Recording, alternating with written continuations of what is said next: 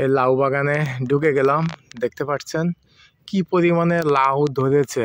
এই দেখেন আস্তে, হ্যাঁ একেবারে গিরায় গিরায় লাউ, প্রতিটা পাতার ডগায় ডগায় লাউ। হ্যাঁ এই যে আমি নৌকায় করে যাচ্ছি, এই নৌকায় করে এখন এই লাউ কাটবো, যেগুলো বাজারজাত করা যায় সেগুলো লাউ কাটবো এখন। লাউ কাটা দেখাবো বন্ধুদের। সামনে আরও অনেক বেশি লাউ, এগুলো একটু ছোট, আমরা এগুলো কাটবো না। এই দেখেন এইদিকে দেখা যাচ্ছে এই ঝুলেছে, ওই দিকে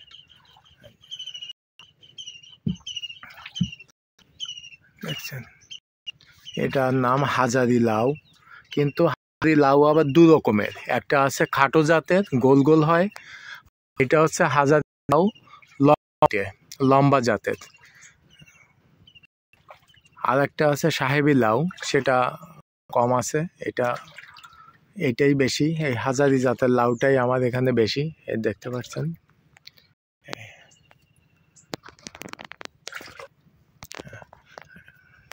এই সামনে একটা বড় লাউ দেখতে পাচ্ছেন, এটাও অনেক বড়। এটা অবশ্যই কাটবো না, এটা বীজ হবে, বীজ রাখার জন্য রেখে দিয়েছি।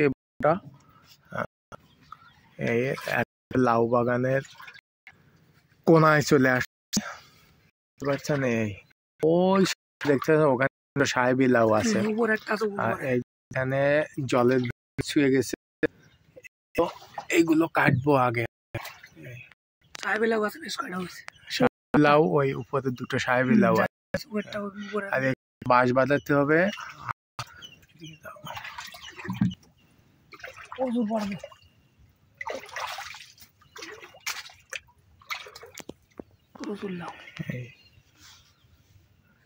লাউ তো এখন আমার মাথায় বেঁধে যাচ্ছে, হ্যাঁ মাথায় বেঁধে যাচ্ছে। ওরে দেখেন পরিমাণ ধরেছে, দেখলেই মাথা নষ্ট।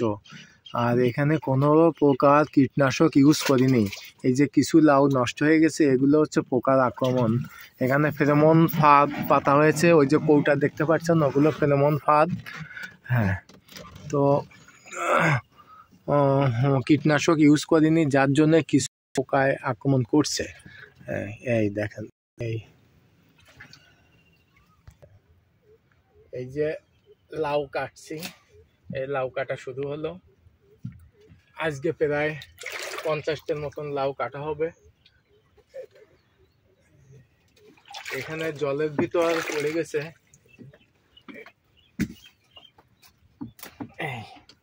এই যে সুন্দর সুন্দর কোয়ালিটির লাউ, এখানে একটা আছে। নৌকাটা আছে বিদায় আমার অনেকটা সুবিধা হলো।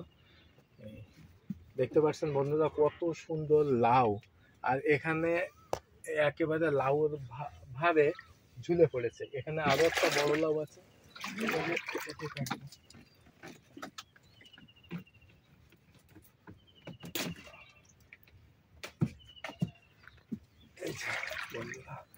আর ভিডিওটা অনেক লং হয়ে যাচ্ছে, যার জন্য ধন্যবাদ সবাইকে, পরে আবার দেখাবো।